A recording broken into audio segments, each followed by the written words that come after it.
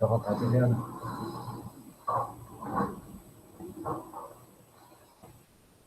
Posso tirar isso aqui? Não está funcionando? Isso. Bom, boa tarde a todos. Agradecer primeiro ao Marcelo pelo convite, e ele pediu para eu conversar um pouquinho sobre os aspectos práticos do catéter nasal de alto fluxo. Então, a intenção, na verdade, não vai ser falar sobre a teoria, para quem serve, para quem não serve, e sim falar os aspectos relacionados à montagem e utilização do sistema de alto fluxo que a gente tem aqui no Instituto Central do Hospital das Clínicas. Só lembrando que para tratamento da insuficiência respiratória, são vários os sistemas que a gente pode utilizar com o intuito de promover oxigênio-terapia no doente. O problema desses sistemas de oxigênio-terapia é que, eventualmente, a FiO2 ela pode ser extremamente variável de acordo com volume corrente, de acordo com o volume minuto e de acordo com o fluxo máximo que o paciente está utilizando na fase inspiratória. Então, nessa situação, aqueles sistemas que eventualmente as pessoas calculam qual é a FiO2 que está sendo utilizada, ela não é tão fidedigna assim. Só lembrando esse estudo de 1992, que mostra qual é a variabilidade da fração inspirada de oxigênio, dependendo do fluxo de oxigênio que é utilizado no catéter e também de acordo com a frequência respiratória. Então, basicamente, nessa situação, à medida em que você tem um aumento do volume minuto do doente, você pode reduzir bastante a FiO2 que, eventualmente, você está utilizando. Com o intuito de minimizar esses problemas associados à quantidade de oxigênio que a gente está oferecendo ao doente, e principalmente com o intuito de oferecer conforto, é que apareceram sistemas novos agora de catéter de alto fluxo. Lembrando que esses sistemas, eles podem ter, a gente pode utilizar fluxos que podem chegar até 60 litros por minuto, com uma FiO2 bastante alta, chegando próximo a 100% ou 100%, dependendo dos sistemas. Então, basicamente, hoje em dia, o que a gente tem como forma de geradores de fluxo são esses 3 grandes grupos de equipamentos. Então, eu tenho aqui um dos sistemas que é utilizar um blender com um misturador de oxigênio e ar comprimido, e isso tudo conectado a um fluxômetro, onde eu vou conseguir ajustar o fluxo de oxigênio que eu quero administrar para o doente com a FiO2 que eu quero administrar.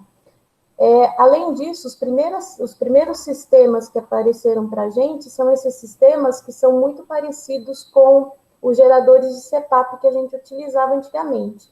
Então, basicamente, ele vai utilizar o sistema Venturi, onde eu conecto esse equipamento numa rede de oxigênio e com o fluxo de oxigênio que está passando pelo sistema, ele capta o ar ambiente para fazer a mistura de FiO2.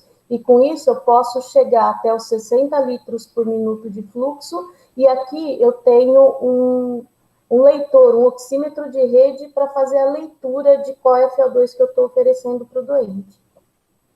Dentre os sistemas mais novos, eu tenho aqui o Vapotherm e eu tenho aqui o sistema da Fischer & Paykel, onde aqui eu posso chegar até no máximo 40 litros por minuto nesse sistema da Vapotherm, e aí eu ajusto qual é a temperatura com que o ar vai ser aquecido e ajusto qual é o fluxo que está saindo para o doente. Muito parecido com esse sistema é esse sistema da Fischer & Paykel.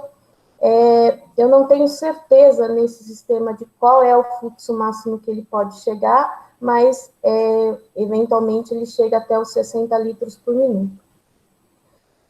E anteriormente, o que a gente recebia aqui no hospital era esse sistema aqui, onde basicamente eu tenho um fluxômetro de ar comprimido, que chega até 30 litros por minuto, desculpe, e eu tenho aqui um fluxômetro de oxigênio também com 30 litros por minuto.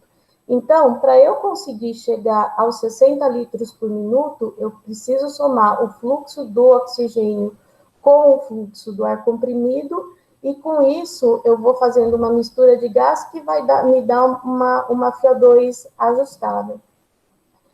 E de importante desse sistema, que estou falando de importante porque é o que a gente, é uma peça que acaba faltando muito aqui no nosso hospital, é que para eu conectar esse fluxômetro de ar comprimido e o fluxômetro de oxigênio, eu preciso desse conector, que é chamado conector Batman, que basicamente ele vai virar um Y para eu fazer a mistura dos dois gases que vão entrar aqui no nosso reservatório para fazer o aquecimento do ar inspirado.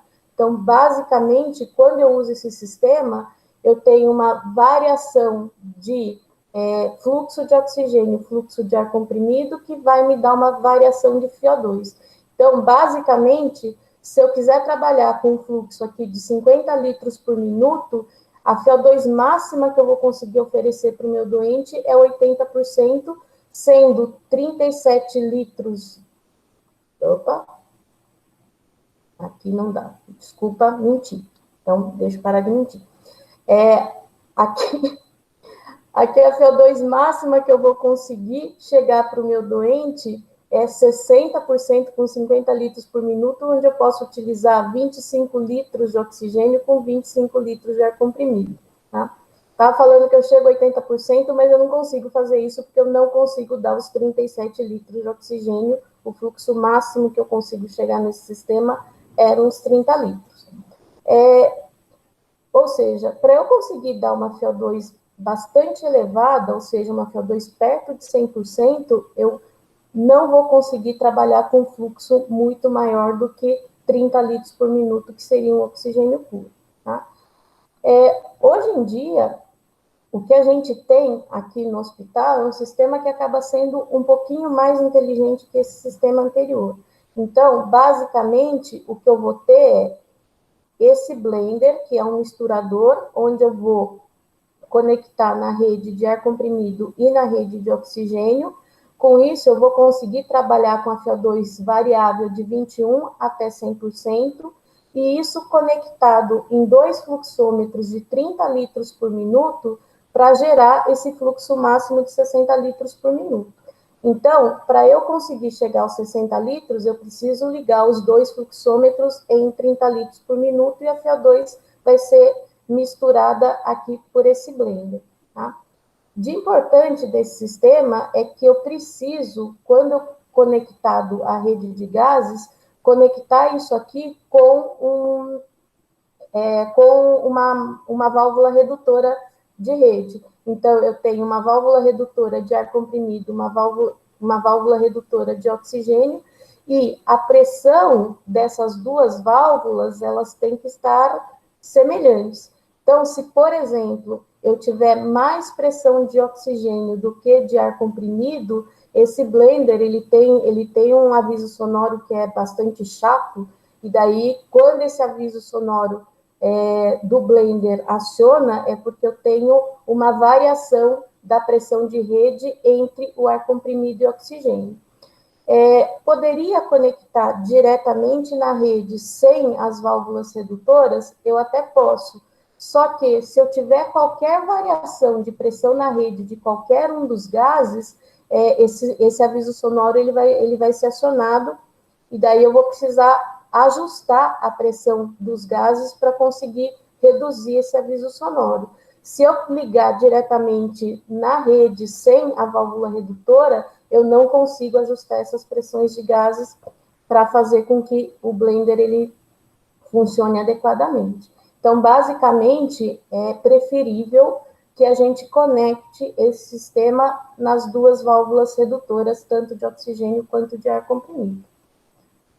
E aqui tem essa conexão, o tal do conector Batman, que é aonde eu vou somar o fluxo dos dois gases para entrar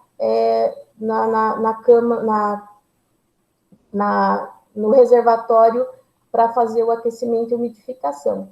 Isso aqui se perde muito. Então, geralmente, como o sistema é todo descartável, o que acaba acontecendo é que as pessoas descartam esse conector junto com o restante do circuito, tá? E quando isso se perde, a gente não consegue mais utilizar o sistema, porque não tem como eu conectar os dois fluxômetros para somar os dois gases.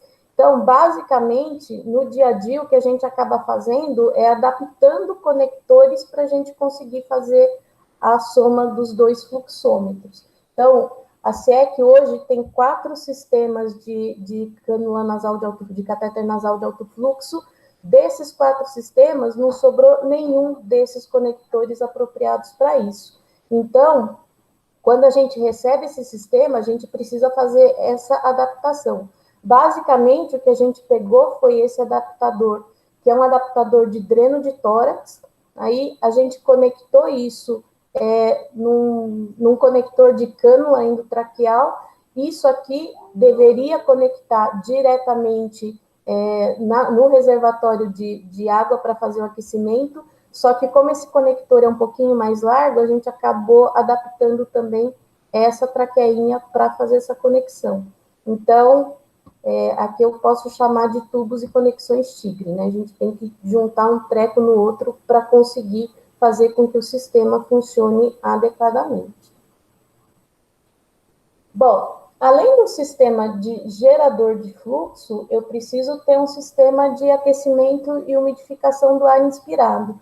Só lembrando que, para eu conseguir utilizar um sistema de alto fluxo com catéter nasal, isso só é possível porque o ar está aquecido e umidificado, e com isso ele não vai promover ressecamento da via aérea do doente. Então, esses sistemas de aquecimento, eles têm que estar funcionando adequadamente. Então, basicamente, para esse sistema de umidificação, eu tenho o aquecedor. Então, esse aquecedor é um aquecedor que eu posso escolher utilizar para ventilação mecânica invasiva ou para ventilação mecânica não invasiva. No sistema de alto fluxo, a gente utiliza o sistema de umidificação não invasivo. Além disso, eu tenho 2 sensores de temperatura, um sensor de temperatura que está aqui na saída do ar inspirado para o doente, e outro sensor de temperatura que vai ser conectado aqui mais proximal ao doente. Então, ele vai fazer a leitura de temperatura nesses 2 pontos. E eu tenho um terceiro cabo que está entrando aqui no sistema de fio aquecido. Então, esse circuito é um circuito descartável, que tem esse fio aquecido correndo dentro do sistema, que ele vai servir basicamente para manter a temperatura do ar enquanto o ar está passando pelo circuito. A importância desse fio aquecido é principalmente para diminuir a condensação de água no circuito. Então, como eu tenho um ar saindo em alta temperatura aqui do reservatório de umidificação, se eu não tiver esse sistema com filamento aquecido, a baixa temperatura do ambiente pode fazer com que essa água se condense e se acumule aqui no circuito. Então, quando eu uso esse sistema de filamento aquecido, eu reduzo essa condensação de líquido e o ar vai se manter numa temperatura, na temperatura da saída do reservatório até chegar na via aérea do doente. O que o fabricante recomenda, esse fabricante desse sistema principalmente, é que aqui na proximal doente, nesse sensor de temperatura, o ar ele chegue a 37 graus centígrados. Então, basicamente, essa é a temperatura de chegada aqui. Só que, como eu estou trabalhando com um sistema de fluxo elevado, nem sempre esse aquecedor ele consegue chegar a esses 37 graus de temperatura. Então, nesse sistema de não invasiva, ele acaba chegando aos 32, 33 graus, mais ou menos, de temperatura de saída de ar. Tá? E é isso que esse paciente ele vai receber. Bom, com relação às interfaces, então, o que a gente utiliza aqui no hospital é essa interface com esse catéter nasal. Aqui, então, eu tenho a conexão do catéter com o circuito. Aqui vai estar o sensor de temperatura, na parte do circuito, não na parte do catéter. esse aqui é um circuito siliconado que tem tamanhos diferentes. Então, basicamente, a gente vai escolher um tamanho adequado para que eu consiga manter praticamente toda a narina ocupada com esse catéter, e para que isso eventualmente consegue gerar, além do fluxo elevado com uma FiO2 conhecida, um pouquinho de pressão positiva nas vias aéreas. Então, dependendo do tamanho do catéter, dependendo do fluxo gerado, então eu posso gerar até 5 centímetros de água de pressão positiva. Esse outro tipo de catéter aqui é o catéter que é utilizado no sistema vapotérmico. Então, basicamente, é um catéter muito semelhante àquele catéter nasal que a gente usa para oxigenoterapia de baixo fluxo, com a prong nasal bastante pequena, ou seja, não vou ter não vou ocupar praticamente a cavidade nasal toda, tá? Eu trouxe esse catéter aqui, eu estou mostrando esse catéter aqui, na verdade, pensando na seguinte condição.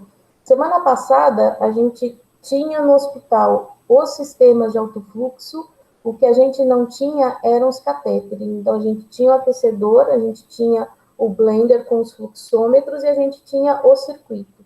Catéter era o que estava faltando. Então, eventualmente, olhando esse sistema, a gente consegue imaginar que a gente poderia adaptar o nosso catéter de oxigênio convencional para substituir esse sistema, esse catéter de tamanhos diferentes. Então, não necessariamente vai funcionar exatamente do mesmo jeito, mas se a gente tiver necessidade, eventualmente a gente pode fazer essa adaptação, tá? Então, lembrando que para que eu consiga oferecer para o meu doente a FiO2 que acredito que eu esteja oferecendo, eu preciso que o sistema ele esteja num fluxo maior do que o fluxo inspiratório e maior do que o volume minuto do doente, e que o catéter ele se adapte adequadamente ao tamanho da narina do doente.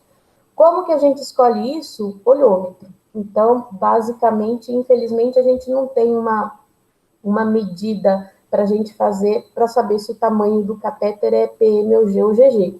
Então, a gente tem esses 4 tamanhos de adulto, além disso, tem os catéteres de tamanho infantil, mas com relação aos adultos, a gente olha o tamanho da narina e quando vai fazer a solicitação do tamanho do catéter na CIEC, a gente solicita de acordo com o tamanho da narina observando. Bom, pensando na questão de fluxo e de temperatura, só relembrando que o fabricante fala em 37 graus centígrados, a gente consegue, nesse sistema de não invasiva, chegar a 30, até no máximo 33 graus centígrados de temperatura. Mas pensando na questão de conforto, se a gente coloca um fluxo aqui nesse estudo, comparando um fluxo mais baixo com um fluxo mais alto, uma temperatura mais baixa com uma temperatura mais alta, os doentes acabam referindo um conforto maior com a temperatura mais baixa, então aqui em torno de 31 graus centígrados, seja num fluxo baixo ou num fluxo elevado. Então, basicamente, o ar, quando ele chega para o doente numa temperatura muito maior, eles acabam se queixando mais. Então, basicamente, temperatura mais baixa é o que traz mais conforto para o doente. Então, esse sistema que vai chegar nos 32, 33 graus centígrados, ele vai oferecer o conforto necessário para que o doente suporte adequadamente esse sistema. Bom, quando se pensa em para qual doente utilizar, hoje em dia se acha que alto fluxo serve para qualquer tipo de doente. Então, ele já foi estudado para insuficiência respiratória hipoxêmica, insuficiência respiratória ventilatória, para a condição de pós-extubação, enfim, para várias situações possíveis.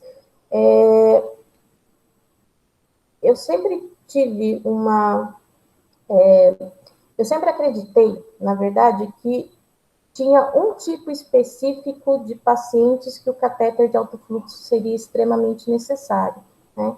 Então, eram aqueles pacientes com insuficiência respiratória hipoxêmica, então, aqueles pacientes que precisariam de bastante oxigênio, seja por máscara não reservada, uma máscara de não reinalação, seja através de uma máscara de Venturi com FiO2 mais elevada e que para realizar as atividades do dia a dia, do tipo comer, para conseguir conversar adequadamente, para ficar mais confortável, eles precisariam levantar a máscara e nesses momentos eles poderiam desaturar para depois voltar a máscara de novo e eles continuarem nessas atividades. Então, para mim, esses pacientes, que são os pacientes que não têm um desconforto respiratório tão grande, mas precisam de uma FiO2 elevada, são os pacientes na qual o catéter nasal de alto fluxo pode trazer mais benefício, tá? E, segundo o Marcelo, finalmente a gente, não, na verdade foi eu que falei isso para o Marcelo, que finalmente a gente encontrou o nicho para utilizar o catéter nasal de alto fluxo, que é exatamente esses pacientes com COVID, que eles são extremamente hipoxêmicos, não necessariamente desconfortáveis. Então, tem muitos pacientes que estão lá com FiO2, com máscara de não reinalação, mantendo uma saturação de 85%, 87% no máximo, sem referir tanto desconforto. Então, eventualmente, esses são os pacientes que vão se beneficiar da utilização de catéter nasal de alto fluxo e a gente tem utilizado bastante para esses doentes. Daí entra a questão, se o catéter nasal de alto fluxo, ele é contraindicado para esses pacientes com COVID-19 exatamente por conta da aerolização e possibilidade de infecção, de dispersão do aerosol, né? Então, essa foi uma revisão que foi publicada agora no finalzinho de março, uma revisão italiana, que eles fizeram uma revisão para mostrar qual é a dispersão do ar exalado nos vários sistemas de oxigênio terapia que podem ser utilizados. Então, aqui eu tenho o catéter nasal de alto fluxo com 60 litros por minuto. Esses são estudos de bancada, não são estudos clínicos, são estudos experimentais, que foram realizados num sistema que é considerado sistema ótimo, ou seja, o quarto com pressão negativa, com um fluxo de vazão para manter, para renovação de ar adequado, né? Então, o que ele mostra é que aqui o catéter nasal de alto fluxo, com esse fluxo de 60 litros por minuto, o ar ele vai se dispersar até 17 centímetros e se você tiver muito vazamento pelo catéter nasal, podendo chegar até 62 centímetros de dispersão. Agora, compare isso aqui com um catéter nasal convencional a 5 litros por minuto. Num catéter nasal convencional a 5 litros por minuto, eu posso dispersar esse ar exalado até 100 centímetros, né? Então, é uma dispersão que acaba sendo muito maior do que o do próprio catéter nasal de alto fluxo. Então, eventualmente, todos os sistemas que a gente está utilizando têm um certo grau de dispersão. E não dá para falar que o catéter nasal de alto fluxo, a dispersão vai ser muito maior do que qualquer outro sistema de oxigênio terapia que a gente utiliza, tá? Aqui, quando a gente usa não invasiva com uma máscara facial total, com pressões elevadas, eu posso ter até 92 centímetros de dispersão. O único sistema onde a dispersão ela acaba sendo bastante menor é quando se usa a ventilação mecânica não invasiva através do helmet ou o CPAP via uma máscara oronasal. Então, esses são sistemas onde a dispersão acaba sendo menor.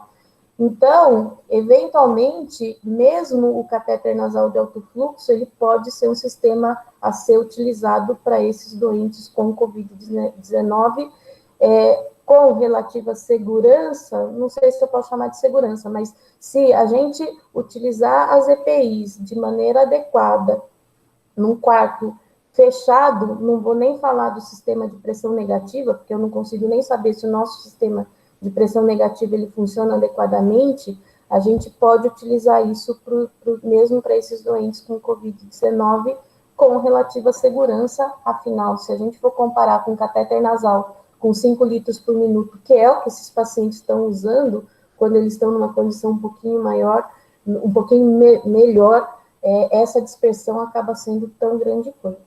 Então, muito obrigado. Dúvidas?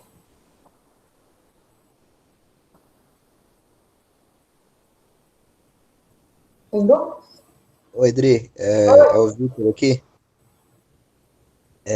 Obrigado pela aula primeiro, e eu queria tirar uma dúvida. Quando você falou de como você ajusta o fluxo do catéter de alto fluxo, assim, você falou que é meio no olho, mas qual que é os parâmetros subjetivos que vocês costumam usar para saber o fluxo? Bom, a gente, na verdade, vai pelo conforto do doente, né? Principalmente. Quer dizer, não tem. Eu não consigo saber efetivamente qual é o volume minuto que o paciente está utilizando para falar, o fluxo que eu tenho que usar é tanto.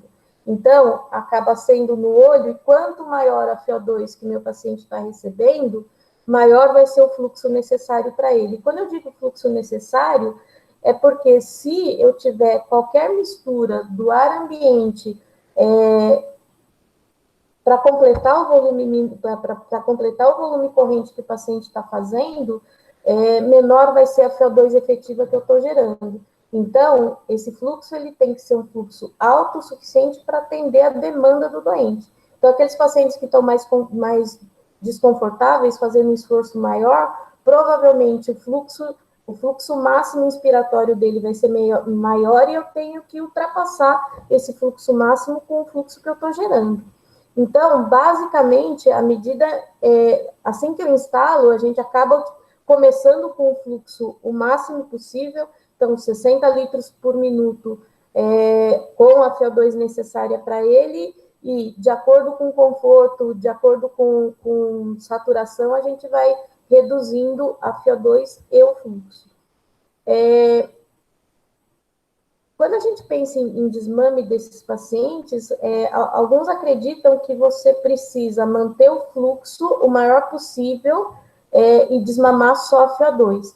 Então, se eu deixo lá um fluxo de 50, deixo o fluxo de 50 o tempo todo, vai reduzindo a FO2. Basicamente, eu prefiro diminuir as duas coisas ao mesmo tempo. Diminuir um pouco do fluxo, um pouco da FO2, à medida em que ele vai se tornando, que esse paciente vai melhorando da hipoxemia. Enfim, então acaba não tendo uma regra, mas quanto maior a FO2 e maior o esforço do doente, maior o fluxo necessário. Entendi, Dri, obrigado. Rodri, aqui é o Lucas. Uma dúvida só, seguindo o que o Vitor está falando, tem algum parâmetro que você considera que seria o parâmetro mínimo para você, principalmente de fluxo, para você considerar desinstalar?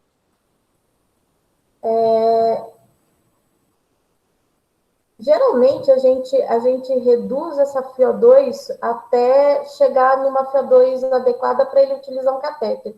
Eu tirar do alto fluxo para colocar numa Venturi com uma FO2 maior, não acho que isso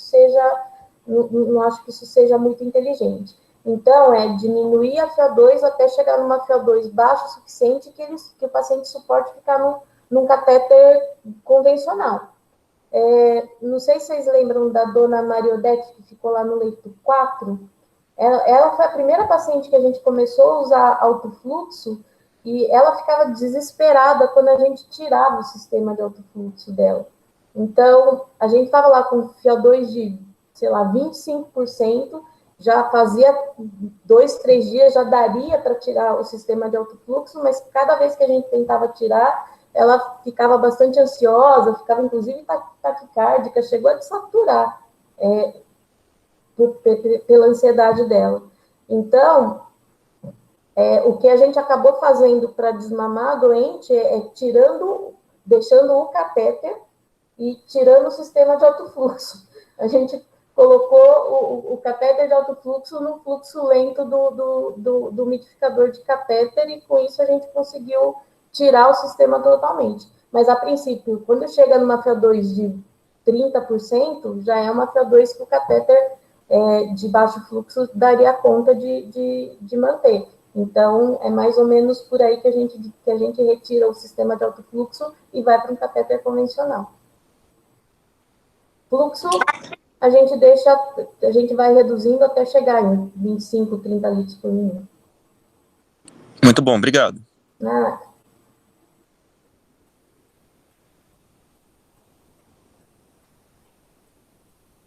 Mais nada?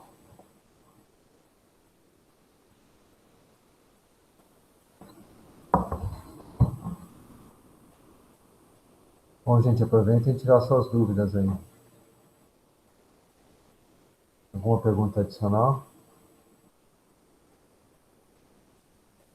Ok, então, Adriana, muito obrigado pela apresentação, é bem esclarecedora para o nosso dia a dia. E só lembrar, a exposição vai ficar disponível no canal do YouTube do Grupo de Ética, tá bom? Então, gente, vamos almoçar. Boa tarde para todos, até amanhã.